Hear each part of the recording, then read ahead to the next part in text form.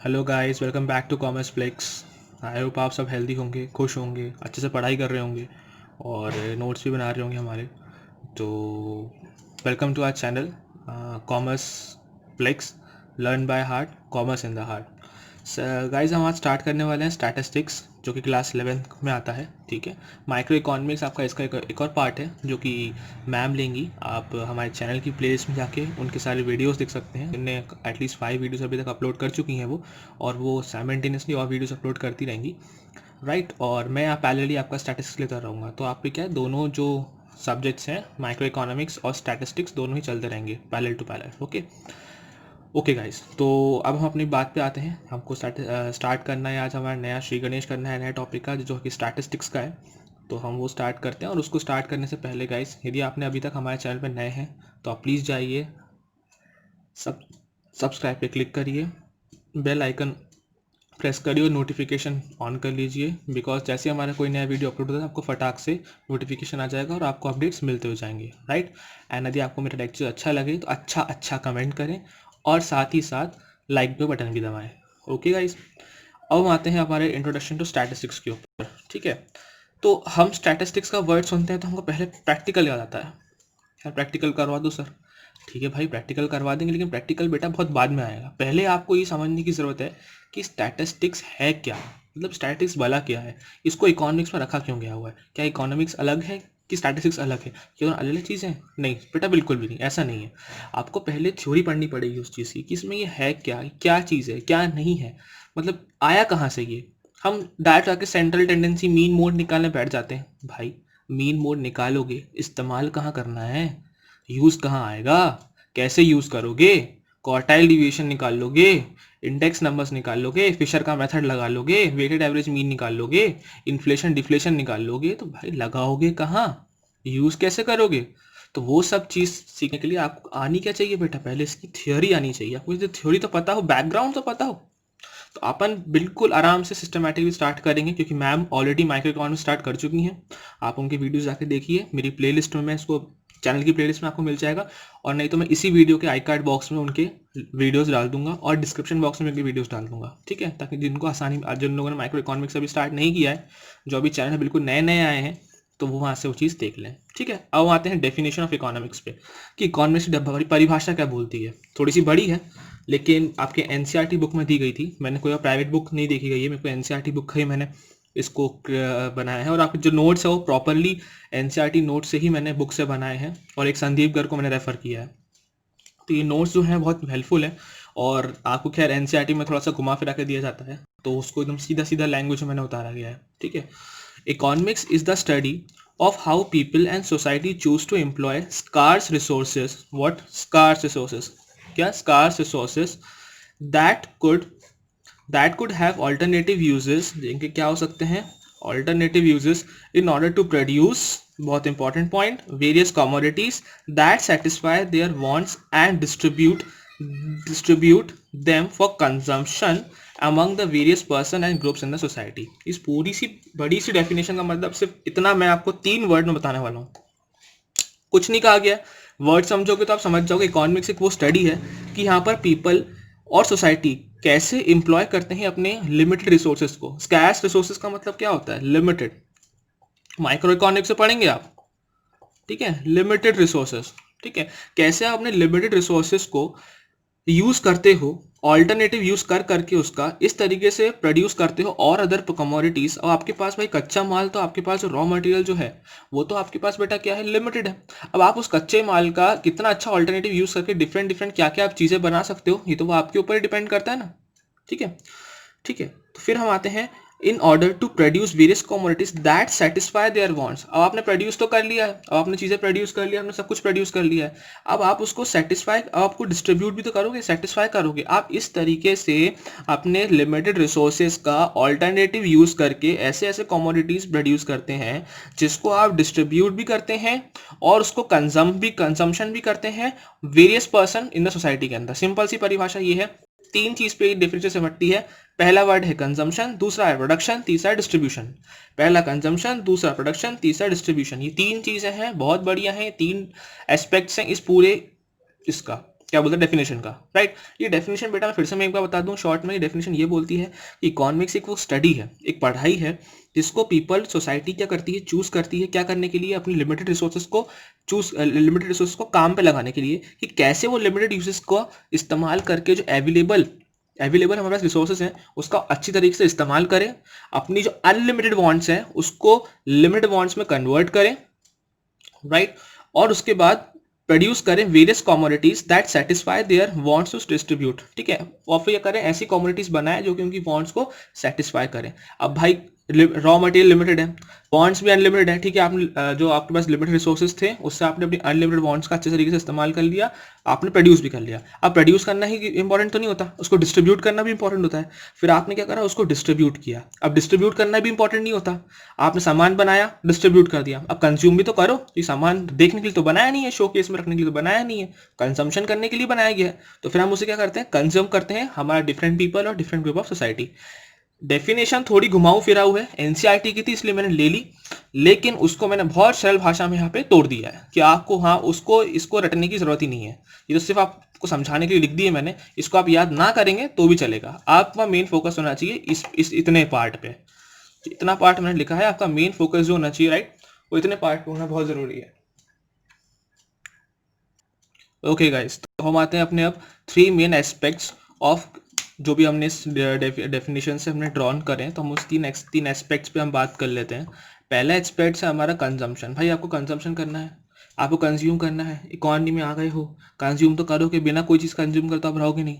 अब कंजम्पशन के लिए क्या करना पड़ेगा बेटा, प्रोडक्शन तो करना ही पड़ेगा। मुझे कोई चीज़ चाहिए, मान लो मुझे फॉर एग्जांपल मुझे कपड़े पहनने हैं, अब मुझे कपड़े कंज्यूम करने से पहले उसका प्रोडक्शन तो करना पड़ेगा।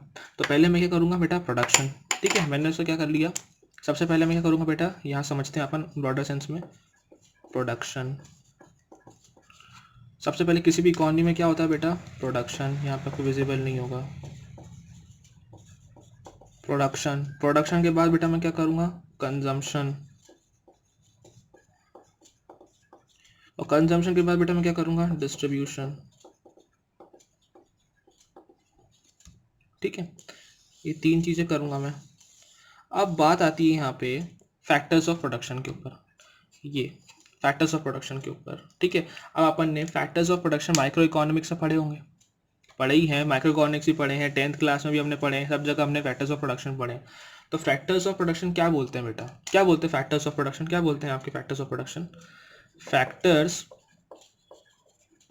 ऑफ प्रोडक्शन जो होते हैं ना, वो कितने होते हैं। पहला क्या होता है, पहला क्या होता है बेटा, लैंड। दूसरा क्या होता है बेटा, लेबर। तीसरा क्या होता है बेटा, कैपिटल। एंड चौथा बेटा एंटरप्रेन्योर,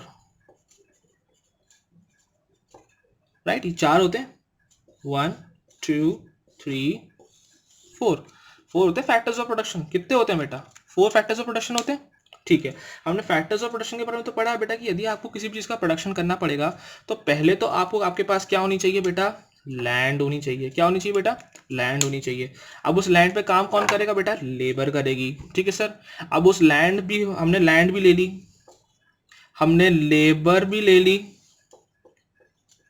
अब बेटा लैंड भी ले ली, लेबर भी ले ली। अब उस लैंड और लेबर को काम करवाने के लिए कैपिटल भी तो चाहिए ना बेटा। कैपिटल करने तभी तो आप बिल्डिंग बनाओगे, कुछ प्रोडक्शन करने के लिए वो भी तो लोगे कैपिटल। फिर आपने कैपिटल इन्वेस्ट करी, और कैपिटल इन्वेस्ट करने के बाद आपने क्या करा, फिर एंटरप्रेन्योर उससे प्रॉफिट भी तो कमाएगा। तो आप वहाँ से एंटरप्रेन्योरशिप, कोई एंटरप्रेन्योर तो उसको, कोई एंटरप्रेन्योर होगा वही तो कैपिटल लगाएगा, कैपिटल लगाएगा तो अभी तो लैंड खरीदेगा, लैंड खरीदेगा फिर उसमें लेबर लगाएगा, और तब प्रोडक्शन स्टार्ट होगा। तो प्रोडक्शन के बेटा 4 पिलर होते हैं, एक होता है आपका लैंड, एक होता है आपका लेबर, एक होता है कैपिटल, और एक होता है एंटरप्रेन्योर। 4 बिगेस्ट पिलर होते हैं आपके किसी भी फैक्टर ऑफ प्रोडक्शन के। चलो आपने फैक्टर ऑफ प्रोडक्शन तो ऑलरेडी पढ़ चुका है, आपको नई बात लेके आता हूँ कि फैक्टर ऑफ डिस्ट्रीब्यूशन क्या होते हैं। फैक्टर्स ऑफ प्रोडक्शन तो आपने पढ़ लिए, अब फैक्टर्स ऑफ क्या पढ़ोगे बेटा, डिस्ट्रीब्यूशन। क्या पढ़ेंगे हम, factors of distribution. Factors of distribution का मतलब मैं आपको बताता हूं। पहले तो हो गई आपकी लैंड, सॉरी आपको विजिबल नहीं होगा, लैंड। दूसरा हो गया आपका कैपिटल। थर्ड हो गया आपका, सॉरी सेकंड हो गया यहाँ मैं लिख देता हूँ ना, पहला हो गया लैंड, फिर हो गया आपका लेबर, फिर हो गया आपका कैपिटल, और फिर हो गया आपका एंटरप्रेन्योर। हमने शॉर्टकट में लिख दिया, ठीक है, आप समझ जाना। अब मुझे एक बात बताओ, लैंड पे काम करने के बाद आप क्या दोगे किसी इंसान को? यदि आपने किसी इंसान को, मेरी ज़मीन है तो मैंने उसको किराए पे दे रखी, तो मुझे क्या मिलेगा उससे बेटा? रेंट। लेबर को क्या मिलेगा बेटा? वेजेस। कैपिटल लगाई है तो क्या मिलेगा बेटा? इंटरेस्ट मिलता है ना, इंटरेस्ट पता होता है ना, इंटरेस्ट मिलेगा। भाड़े पे किसी को अपना पैसा दे रखा है तो क्या इंटरेस्ट तो लोगे ना, वसूलोगे ना। और एंटरप्रेन्योर किससे मतलब होता है बेटा? प्रॉफिट। तो यानी कि जो आपका जो फैक्टर्स ऑफ डिस्ट्रीब्यूशन है, जो डिस्ट्रीब्यूशन, ये जो डिस्ट्रीब्यूशन का मतलब होता है ना, डिस्ट्रीब्यूशन क्या होती है बेटा? इनकम डिस्ट्रीब्यूट होती है। इनकम बोल लो, अब यहाँ दिखेगा नहीं, सॉरी, इनकम बोल लो या फिर नेशनल इनकम बोल लो, दोनों में से कोई भी एक चीज़ बोल लो, इनकम बोल लो, नेशनल इनकम बोल लो, जो बोलना है वो बोल लो, ठीक है। जो डिस्ट्रीब्यूशन का मतलब क्या? इनकम का डिस्ट्रीब्यूशन, नेशनल इनकम का डिस्ट्रीब्यूशन। तो यदि लैंड दी है तो उससे आपको क्या इनकम होती है? रेंट मिलता है। लेबर यदि काम कर रही है तो उससे इनकम किस बात की होती है? वेजेस की होती है। यदि कैपिटल आपने कहीं लगा रखी है तो आपको क्या मिलता है इनकम के तौर पर? इंटरेस्ट। और यदि कोई एंटरप्रेन्योर काम करता है तो उसे इनकम के तौर पर क्या मिलता है? प्रॉफिट। समझ गए? यही है पूरी कहानी, साइकिल, जो आपको इस मैंने पूरे नोट्स में समझाई है, वो मैंने आपको यहाँ पे समझा दी। यही मैं यहाँ बोलना चाह रहा हूँ कि 3 मेन एस्पेक्ट जो हमने ड्रॉन करे थे, ठीक है, तो वो क्या थे बेटा? पहला क्या था हमारा? डिस्ट्रीब्यूशन ऑफ ये, ठीक है, डिस्ट्रीब्यूशन ऑफ हमने इनकम्स पढ़ता है। इन डिस्ट्रीब्यूशन का मतलब क्या होता है? किस चीज़ का डिस्ट्रीब्यूशन कर रहे हैं? हमें इनकम का डिस्ट्रीब्यूशन कर रहे हैं। इनकम में यदि लैंड होगी तो आपको ऐसा इनकम रेंट मिलेगा, यदि आपके पास लेबर होगी तो ऐसा इनकम आपको वेजेस मिलेंगे, यदि आपके पास कैपिटल होगी तो आपको in the form of income interest मिलेगा, और यदि आपके पास एंटरप्रेन्योरशिप है तो एंटरप्रेन्योर हो आप, तो आपको ऐसा इनकम प्रॉफिट होगा। तो ये है factors of distribution. Factors of production हमने पढ़ लिया, लैंड, लेबर, कैपिटल, एंटरप्रेन्योर, ये हमने पहले ही पढ़ रखा है, 10th में भी पढ़ रखा है, अच्छे से पढ़ रखा है, माइक्रो इकोनॉमिक्स में भी पढ़ रखा है। अब हमने यहाँ नई चीज क्या पढ़ी? Factors of distribution. ये क्या है बेटा? Factors of distribution. डिस्ट्रीब्यूशन का मतलब क्या होता है? इनकम होता है। डिस्ट्रीब्यूशन का मतलब से आप समझ जाएंगे क्या? इनकम डिस्ट्रीब्यूट होने की बात हो रही है। That to the given available resources. अब ये सब जो आप कर रहे हो ना, बांटा बटाई कर रहे हो, ठीक है, जो भी आप बांट रहे हो, जो भी आप लैंड दे रहे हो, लेबर लगा रहे हो, कैपिटल, एंटरप्रेन्योर, उनको जो अभी आप रिसोर्सेज प्रोवाइड करवा रहे हो, जो भी उनको आप डिस्ट्रीब्यूशन ऑफ इनकम कर रहे हो, तो बेटा ये सब आपको किसके अंदर रह करना पड़ता है? लिमिटेड अवेलेबल रिसोर्सेज के अंदर रह के आपको करना पड़ेगा, ठीक है, क्योंकि आपके पास लिमिटेड रिसोर्सेज हैं, आपके पास कैश रिसोर्सेज हैं। आप कितना भी कुछ हो, कितना भी किसी के पास दुनिया में पैसा हो, सब कुछ बिल्कुल भी नहीं खरीद सकता, बिल्कुल भी नहीं खरीद सकता, चाहे वो कितना ही दुनिया का सबसे अमीर आदमी ही क्यों ना हो, ठीक है। अब आते हैं हम, हमने क्या इससे कंक्लूड किया? सो factors of production will be, 3 factors of, 4 होते हैं फैक्टर्स ऑफ प्रोडक्शन, एक होता है रेंट, वेजेस, इंटरेस्ट और प्रॉफिट। अब आप बोलेंगे वेजेस और सैलरी, बेटा वेजेस और सैलरी में बहुत अंतर होता है, ये आप अकाउंट्स में पढ़ेंगे, और नहीं तो मैं आपको यही बताता हूँ। वेजेस का मतलब क्या होता है बेटा? वेजेस मतलब जो किसी को डेली वेजेस पे दी जाती है। सैलरी, आप एक ऑफिस में बंदा काम कर रहा है, उसको मंथ के आखिरी में जो चीज़ मिलती है वो सैलरी होती है। और जो यहाँ पे मजदूरी का काम कर रहा है, जिस पे डेली पगार पे काम कर रहा है, तो उसको वेजेस मिलती है। तो ये दोनों में बहुत बड़ा डिफरेंस होता है, राइट। अब एक रॉबिन्स बहुत अच्छे क्या बोलते हैं इकोनॉमिक्स थे, ठीक है, रॉबिन्स बहुत फेमस इकोनॉमिक्स थे। उनने एक डेफिनेशन दी है, a science that studies human behaviour and relationship between ends scarce means which have alternative uses. मतलब उनने इकोनॉमिक्स को इस 3 लाइन में डिफाइन कर दिया कि मतलब इकोनॉमिक्स एक साइंस है, ठीक है, एक साइंस की पढ़ाई है, एक ह्यूमन बिहेवियर की पढ़ाई है, जहाँ से आप क्या करते हो? रिलेशन बैठा सकते हो। एंड्स, एंड्स का मतलब कहाँ आपकी नीड्स एंड होती हैं, ठीक है। स्कैश मीन्स आपके पास लिमिटेड स्कैश रिसोर्सेज हैं, लिमिटेड रिसोर्सेज हैं, तो आपको अपनी अनलिमिटेड वांट्स जो होती है ना, उनको खत्म करना पड़ेगा, और आपको अच्छी तरीके से उसका ऑल्टरनेटिव यूज करके अपनी जो इच्छाएं हैं वो पूरी करनी पड़ेगी। थोड़ी सी घुमाऊ फिराऊ है, लेकिन आखिर में मैंने एक बहुत अच्छी व्हाट इज इकोनॉमिक्स की बहुत प्यारी सी डेफिनेशन डाली है, और ये बहुत ही अच्छी है। मैं आपको उन तीनों में से रिकमेंड करूँगा, तीनों ही सही है, तीनों ही लिख सकते हैं, लेकिन जो पहले की 2 है वो थोड़ी सी टिपिकल लगेंगी आपको, कहीं घुमाई फिराई है, लेकिन वो इंपॉर्टेंट थी इसलिए मुझे रखनी पड़ी अपने नोट्स में। बाकी ये सबसे ईजिएस्ट डेफिनेशन है, आप इसको याद करने की जरूरत भी नहीं, आप समझ जाएंगे। आते हैं इस पर भी आएंगे, तो पहले हम इसको समझ लेंगे। ये जो लिखा है ना, विच हैव ऑल्टरनेटिव यूजेस, तो विच हैव ऑल्टरनेटिव यूज का मतलब क्या होता है? ये काय पे बेस्ड है? व्हाट टू प्रोड्यूस पे बेस्ड है, हाउ टू प्रोड्यूस पे बेस्ड है, होम टू प्रोड्यूस पे बेस्ड है। माइक्रो इकोनॉमिक्स में ये आपको स्टैटिस्टिक्स में नहीं पढ़ोगे आप, ये आप पढ़ोगे माइक्रो इकोनॉमिक्स में।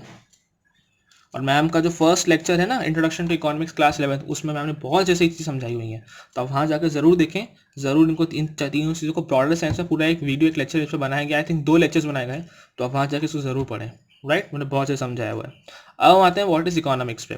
सिंपल वर्ड्स में, it is a social science, it deals with the study of human behaviour in the society in the process of production, consumption, distribution of goods and services with the given resources. Given resources, economics क्या है? एक social science है, एक social science है जो कि deal करती है, जो कि ह्यूमन बिहेवियर को पढ़ाती है, जो उसका बिहेवियर सोसाइटी में होता है उसको कैसे कैसे in the process of production, कि किस तरीके से प्रोडक्शन कर रहा है, किस चीज़ का प्रोडक्शन कर रहा है, कंजम्पशन, जो उसने प्रोड्यूस किया है उसको कैसे कंज्यूम कर रहा है और उसको फिर कैसे डिस्ट्रीब्यूट कर रहा है। ठीक है, क्या गुड्स और सर्विसेज को क्या ध्यान में रखते हुए, विथ द गिवन रिसोर्सेस, यानी कि रिसोर्सेस लिमिटेड है, उन रिसोर्स का ध्यान रखते हुए वो कैसे अपनी इच्छाओं को, अपनी अनलिमिटेड इच्छाओं को लिमिटेड रिसोर्सेस का इस्तेमाल करके प्रोडक्शन भी कर रहा है, कंजम्पशन भी कर रहा है और डिस्ट्रीब्यूशन भी कर रहा है। सिंपल सा इकोनॉमिक्स का मतलब ये होता है। तो मैंने आपको बहुत अच्छी तरीके से, आपको बिल्कुल सिंपल वर्ड्स में 3 डेफिनेशन दी हैं, 2 थोड़ी सी टिपिकल टाइप्स हैं बट अच्छी हैं, इंपॉर्टेंट है, पढ़ लीजिएगा। जो आपको तीनों में से बेस्ट लगे, किसी को पहली अच्छी लगी, किसी को लास्ट वाली, किसी को बीच वाली, और जिसको जो अच्छी लगे वो पढ़ सकता है as per their convenience, right. And यहीं पे अपना फर्स्ट लेक्चर खत्म करूंगा मैं, थोड़ा भी शॉर्ट ही रखा है मैंने इसको। नेक्स्ट में हम पढ़ेंगे कि स्टैटिस्टिक्स क्या होता है। आज उसके बारे में जानना जरूरी था कि इकोनॉमिक्स क्या है, क्यों इकोनॉमिक्स स्टैटिस्टिक्स को रखा गया है। तो पहले हमने इकोनॉमिक्स समझ ली आज, अब हम कल समझेंगे कि स्टैटिस्टिक्स कहाँ से आया और उसका क्या मतलब है इकोनॉमिक्स में, राइट। तो आज के लिए इतना ही, मैं यही वीडियो एंड करूंगा। आप अपना ध्यान रखें, stay safe, stay happy and stay tuned and stay learning. PDF में नोट्स नीचे मैं डिस्क्रिप्शन बॉक्स में दे दूंगा लिंक, आप वहाँ से जरूर डाउनलोड कर लीजिएगा। एंड प्लीज़ यदि आपको मेरा वीडियो अच्छा लगा हो तो प्लीज़ अच्छा कमेंट करें, लाइक करें और वीडियो को शेयर और सब्सक्राइब जरूर करें। Thanks lot, bye bye.